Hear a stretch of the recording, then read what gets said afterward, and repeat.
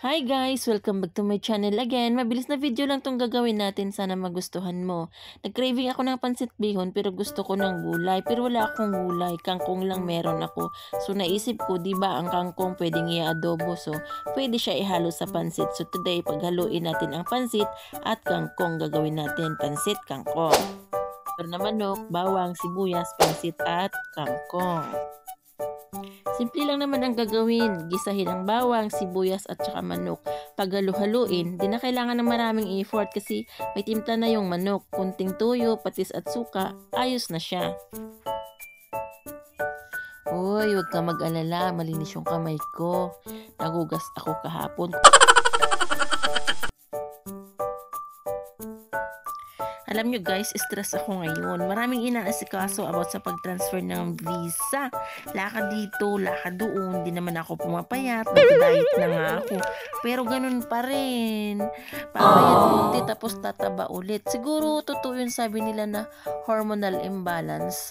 Alam nyo, wala din naman akong balak magpapayat ng gusto kasi matanda na ako. Gusto ko lang naman kunting gumaan kunti para active lagi sa work. Saka pag mataba na papayat, ang pangit ng itsura, yung nangungulubot ang mukha, diba? Oo nga pala, instead na oyster sauce, indo sauce yung ginamit ko dito. It is a black sauce, came from Indonesia. Ang lasa niya is manamis-namis din kagaya ng oyster sauce. So, naglagay din ako ng konting tubig para ma-absorb niya yung bihon, para maluto niya yung bihon.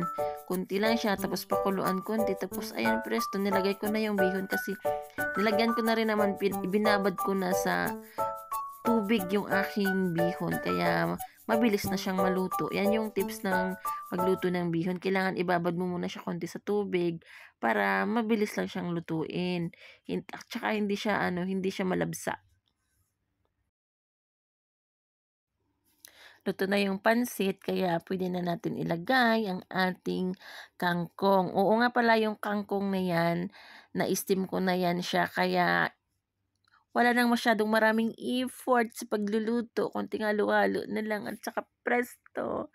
Happy birthday to you na. Luto ng pansit. Pwede nang kumain.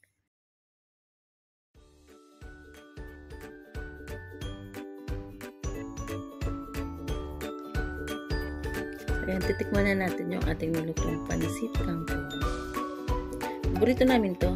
Kumano ko na pansit kangkong. Pero today, pinaghalo yung pansit at saka yung kangkong. Cheng-cheng.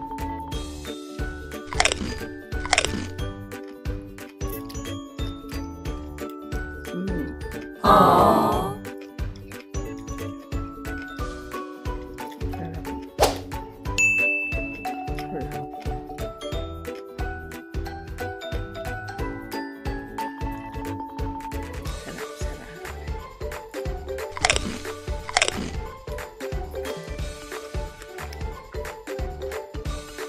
Mukbang.